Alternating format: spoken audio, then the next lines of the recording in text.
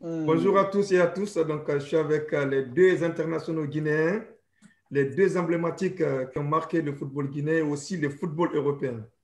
Donc, Monsieur Morlaïsa Souma dit Kolovati et Monsieur Pascal Fendino. Donc, on va Dis parler. qui? Dit Pascal ou quoi? Parce que. Ouais. Donc, voilà. Et donc, nous, on va parler au niveau des fonctionnements des football guinéens, aussi de leur parcours. Ils vont nous expliquer comment ça a été passé, leur anecdote qui s'est passée dans l'équipe nationale guinéenne. Et donc, c'est des gens, franchement, qui ont marqué le football guinéen, qui peuvent aujourd'hui servir la Guinée, qui peuvent aujourd'hui servir le football guinéen, qui peuvent aujourd'hui donner des conseils à des jeunes footballeurs guinéens et qui ont vraiment fait plus de 700 matchs en Ligue 1 en France. Et donc, je me pose la question, comment il a fait Morlaï Souma Koulibaly, le meilleur joueur guinéen de tous les temps? Et aussi Pascal Fendino qui suit, c'est pas moi qui dis, allez voir sur Internet et le classement des footballeurs guinéens. Donc, Morlaï Souma Koulibaly fait partie le premier et Pascal Fendino et Titi Camara qui suit le troisième. Et C'est donc, le voilà. Zidane guinéen. Voilà. Et donc, et moi, on va. C'est mon capi qui est premier. Voilà. Mais les gens, ils ne savent pas ça. Parce que Non, mais moi, j'ai vu ça sur l'Internet, donc, je peux dire, et puis tout le monde peut aller regarder. Le meilleur footballeur guinéen, c'est Morlaï Souma Koulibaly, et qui a fait plus de matchs. Il n'y a aucun Guinéen qui a fait plus que lui. Et après, c'est Pascal Fendino, et après, il y a Tite Camara qui vient derrière. Et puis voilà. Et donc, nous, on va parler aussi, parce que des parcours de chacun va expliquer, et aussi des parcours de l'équipe nationale. Et comment Pascal Fendino a été capitaine de l'équipe nationale guinéenne, il va nous expliquer. Il ne faut pas sortir les secrets. Eh non, on va sortir tout ça. On va tout dire. Donc, voilà. C'est tellement facile pour moi pour raconter tout ça.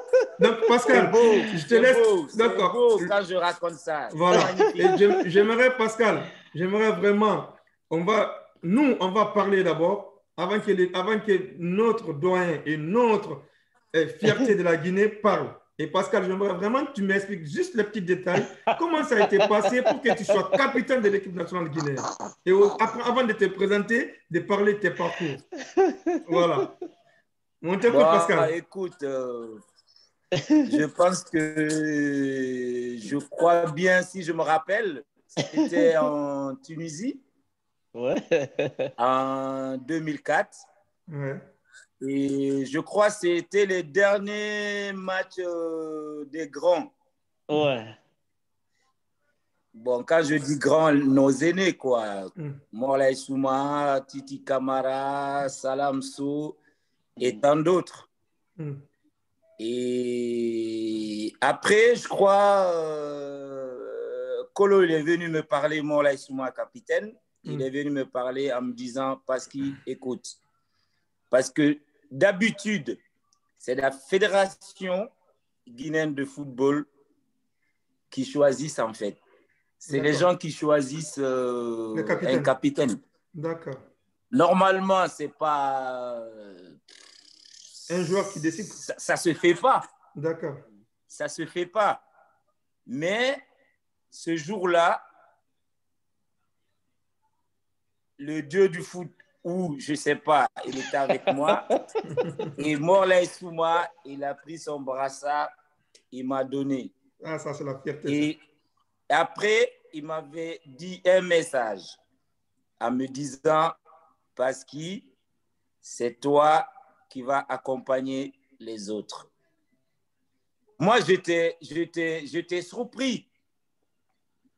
J'étais surpris parce devant que tous ces grands. On sait que Morlaï Souma, il ne parle pas beaucoup. Ouais. Et il est très respectueux. Ouais. Donc, moi, j'étais obligé de récupérer le brassard. Parce qu'un chef, quand il te parle, t'écoute. S'il n'avait pas confiance, il n'allait pas me donner le brassard. Donc, juste pour ça, je lui dis merci. Et ça a continué longtemps. Merci. Non, pour accompagner Pascal. Encore merci, encore merci. Voilà, pour accompagner Pascal, tu sais, moi j'étais à la fin. Et puis, voilà, je savais que au moins Pascal était l'un des leaders de sa génération. Vu sa qualité footballistique et puis sur le terrain, j'ai vu qu'il s'est adapté le plus tôt possible parce que lui,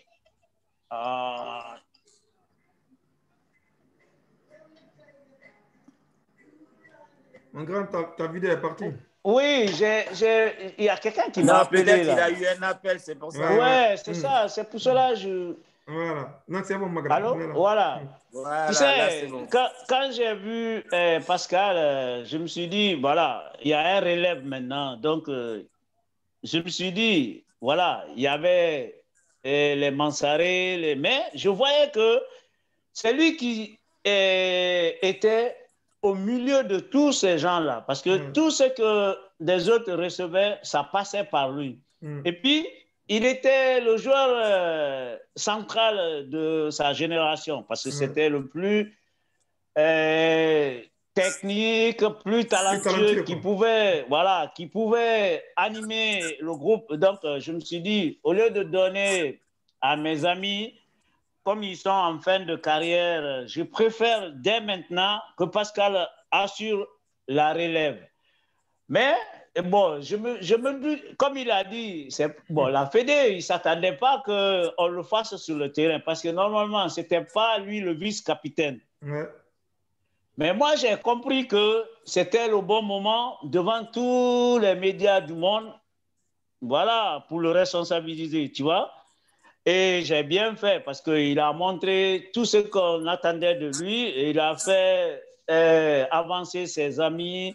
Il les a fait progresser. Tout le monde a suivi l'idée de Pascal. Et on a eu des joueurs excellents. Donc, moi, rien que ça, je suis fier de jouer avec lui et puis d'avoir passé la main à lui. Donc, voilà. En tout cas, c'est une fierté. En tout cas, merci, on te dit merci, toujours merci. Capitaine. Parce que moi, je me pose la question, c'est est-ce que tous les Guinéens se posent la question? Mon grand, comment tu as fait pour rester pendant 10 ans, plus de 10 ans de haut niveau, sans être blessé, mais tout le temps au niveau top? Mon gars, mais donne-nous des secrets là. On va partager ces secrets-là aux gens qui nous regardent. Tu sais, il n'y en avait pas beaucoup. C'était le riz et la sauce guinéenne, tu sais. Non, mon grand, il y a un secret que tu faisais. Parce que non, il n'y avait pas de secret. Non, je mangeais, tu sais, le bouraré là. Donc, tu vas dire à tous les Guinéens, ils vont manger bouraré, hein, mon grand. Ah non, il ne faut pas manger tous les jours. Mais... non, tu peux manger boiré, mais tu n'auras pas les qualités de colo. Hein. Voilà. Non, au moins, mon grand, quand même, tu avais, peut-être, pour moi, tu avais vraiment une très, très bonne hygiène de vie.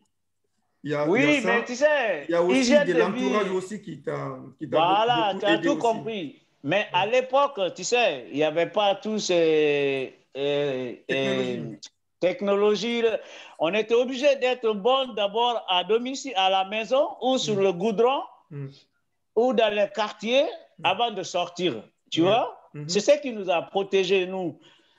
Quand tu prends moi, tu prends Pascal, tu prends Titi, c'est les mêmes générations presque, parce qu'on a commencé dans les milieux défavorisés. Ouais. On n'avait pas toutes les technologies parce que on aurait dû avoir la carrière courte, tu vois. Mais la chance qu'on a eue, on a commencé dans les milieux très, très, très, très difficiles. Donc, ça nous a forgé et ça nous a aidé à avancer dans le milieu professionnel. Je pense que c'est l'un des secrets qu'aujourd'hui, c'est ce qui nous manque dans nos jeunes joueurs en Guinée. Tu sais, ils arrivent sur les terrains bien faits là, donc ils pensent que c'est facile. Alors que le football, ça s'apprend dans les moments difficiles. C'est là où on voit la qualité d'un Pascal Fendino, d'un Mansaré, de Yula, parce qu'ils ont commencé dans le milieu très, très, très compliqué. Aujourd'hui, c'est ce qui nous manque. Aujourd'hui, il y a tellement de facilité Donc, les enfants pensent que c'est facile, alors que ce n'est pas facile. Quand tu viens en Europe, tu peux aller facilement. Mais quand tu es en Afrique, il faut vraiment travailler dur pour sortir. Donc, ce n'est pas évident. Ouais.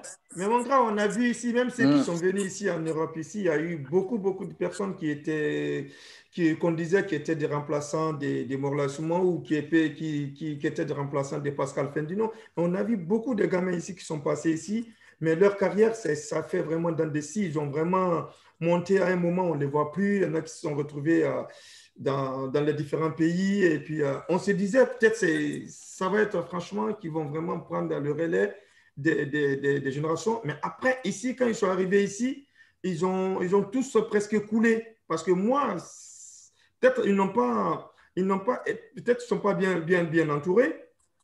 Et en plus, donc, peut-être ils ont pressé aussi de leur football parce qu'ils ont dit, peut-être, je commençais à jouer en Ligue 1 en France, donc tout est bon. Donc, ils ont tombé dans la facilité, quoi.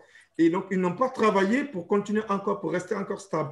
Et c'est ça la différence entre toi aujourd'hui et aussi Pascal Fendino. Vous avez trop resté longtemps en Ligue 1. Bon, moi, je vais juste répondre à cette question. Bon, je ne dirais pas que c'est facile. Comme Kolo disait tout à l'heure, en Afrique, on joue dans les conditions vraiment très, très difficiles. Et arriver là, c'est plus la même chose. Mais il faut encore continuer à travailler. Donc, c'est là nos jeunes joueurs, aujourd'hui ou avant, ils se trompent, en fait. Parce que tout le monde tout est beau devant eux. Et donc, ils arrivent, ils arrêtent de travailler. Sinon, le Guinéen, il sait jouer au football. Et arrivé là, il y a tout. Et pourquoi ils n'arrivent pas à progresser? Je n'arrive pas à comprendre ça. C'est le mental, point d'interrogation. C'est le courage, point d'interrogation. Il y a tout ça, mon grand. Est-ce qu'ils pensent que arriver en France, le trajet qu'on a pris en France ou en Europe ou partout dans le monde entier, ils n'arrivent pas à progresser. Donc, on ne sait pas. On ne sait pas. Donc, moi, je dis, franchement, tout ce que tu dis, c'est le résumé de tout ça. Quand on arrive ici, on doit vraiment travailler encore de plus. Et quand on arrive ici, moi, j'ai toujours dit ça. Et quand on arrive ici, mentalement, il faut qu'on soit vraiment. Il faut travailler 2 fois plus que les autres. Il y a de la qualité, mais il faut travailler encore plus. Ben oui. Mais c'est ce que Pascal disait là. Tu sais, quand je dis chez nous, c'est difficile et ici, c'est facile. Ici, il y a tous les outils pour devenir un bon joueur, un très grand joueur en devenir, tu vois. Chez nous, il n'y a pas d'outils. Donc, si tu te forges chez nous et que tu viennes ici, tu changes de mentalité. Je crois que c'est ce que Pascal a résumé. Ça va être difficile pour toi. Mais si tu sais que d'où tu viens et que tu sais que tu as quitté parmi les tant de personnes qui galèrent là-bas, dans ta tête, il faut se dire, voilà, ici, il y a tous les matériels pour que je devienne le meilleur. Donc, voilà, et quand tu fais ça, je pense que c'est la moindre des choses. D'accord. Mais moi, mon avis de conférence en direct. Au fait, comment on appelle ça? Moi, j'ai dit, Pascal. Moi, c'est ce que je disais tout le temps comment on appelle, au niveau des footballs guinéens. Parce qu'on voit maintenant le football guinéen d'avant et aujourd'hui, il y a beaucoup de différences. Et donc, au jour d'aujourd'hui, il y a beaucoup de choses qui se passent dans le domaine du football guinéen. Cette génération, ils ont eu beaucoup de chance parce qu'ils gagnent plus d'argent par rapport à votre génération. Et aujourd'hui, mais on voyait le meilleur football d'avant que le football d'aujourd'hui. Mais, comment on appelle ça? Et moi, c'est ce que je disais la dernière fois. Est-ce que la Fédération guinéenne de football devrait vraiment penser à vous de vous approcher comment on appelle, les bagages intellectuels que vous avez, de venir demander ce bagage intellectuel-là, de venir creuser ça Et ce n'est pas d'attendre que c'est Morlaye Souma qui va aller demander à le ministre de venir prendre pour ou soit Pascal Fendinand ou tant d'autres, de venir aller demander, de supplier, de trouver un poste. Non, c'est à lui de venir demander à ces gens-là de dire, ouais, mais de parler. Parce que quand un Morlaye Souma se présente devant un footballeur guinéen, il restera toujours à l'écoute parce qu'il connaît déjà son parcours. Et quand Pascal Fendinand passe devant ces gens-là, il est obligé de rester à l'écoute parce qu'il sait que c'est qui Pascal Fendinand. Ce n'est pas de n'importe qui. Et moi, ce que je veux vraiment savoir au niveau du football guinéen, tout ce que vous avez donné, mais est-ce que la Guinée, il pense, parce que regarde-moi quand je prends l'exemple de Bafodé Camara Kareka, qui est aujourd'hui dans l'académie d'Antonio Soare, qui est entraîneur des enfants, qui entraîne des, je ne sais pas quelle catégorie, mais je me pose la question, pourquoi Antonio Soare ne profite pas de tout ce qu'il a vécu en Europe et de lui donner la confiance d'être entraîneur de Orea. Et pourquoi aujourd'hui Amara Traoré, que je l'ai rencontré, que je l'apprécie beaucoup, qui est aussi entraîneur de AS Kaloum, mais pourquoi au jour d'aujourd'hui, il y a des Guinéens qui ont vécu, qui ont fait le même parcours que lui, même plus, et qui ont les mêmes diplômes que lui, et même plus, et pourquoi on ne les prend pas pour ces gens-là pour venir investir au niveau de la Guinée? Mais qu'est-ce que vous en pensez, vous, les anciens? Bon, moi je dirais que, tu sais, on a créé une association pour ça, au moins pour leur faire comprendre que nous, notre vie, c'était du football. Quand même, on est rentré dans le milieu étant amateur.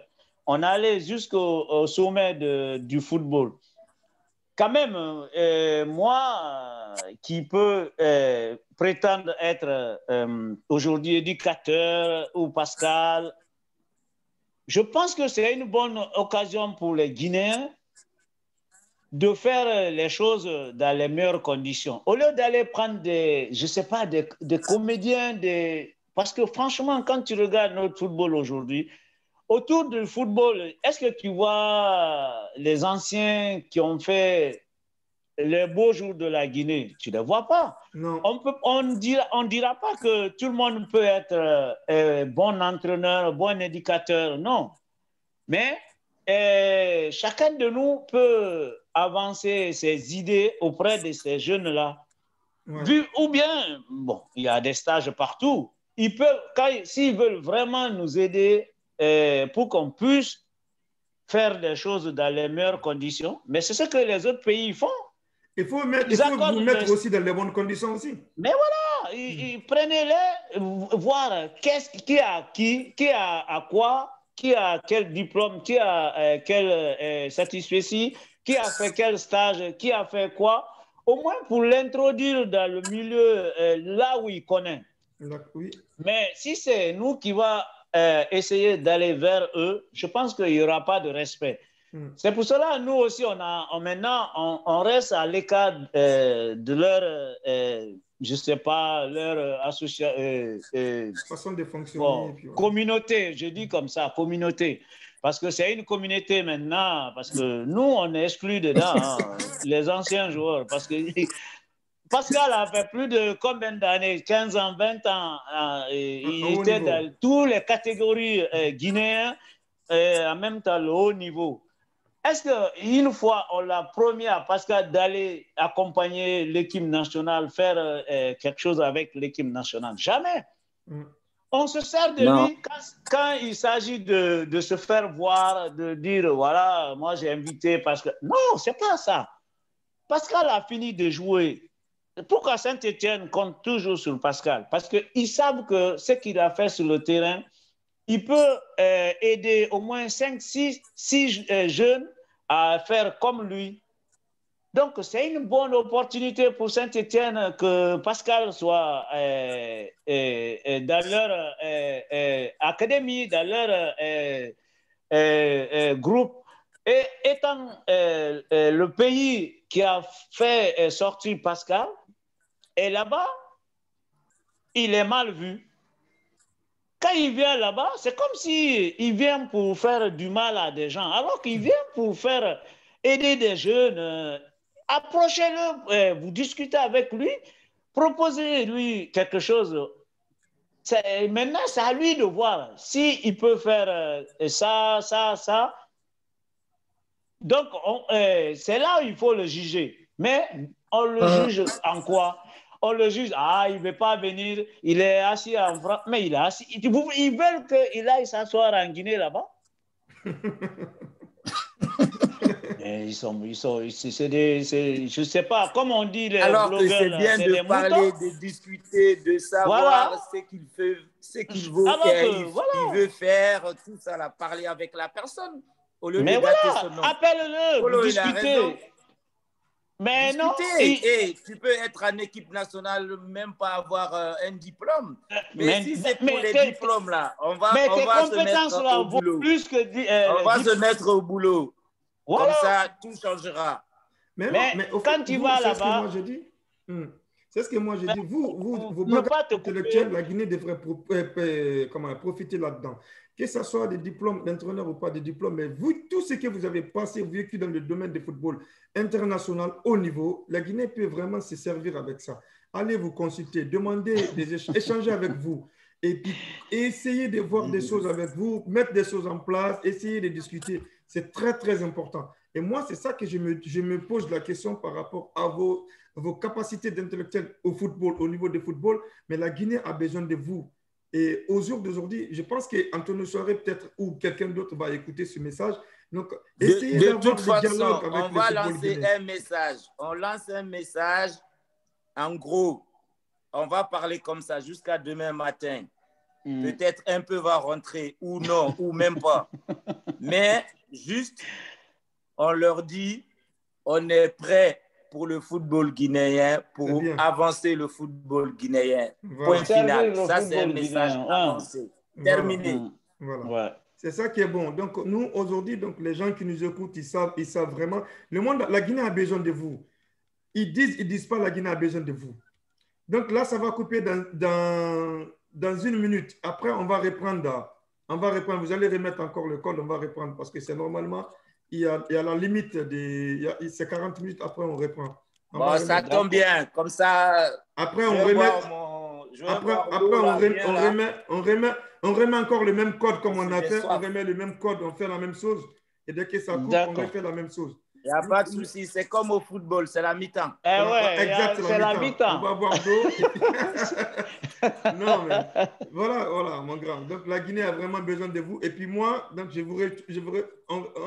on reprend tout de suite là. Il n'y a pas de problème. À tout à l'heure.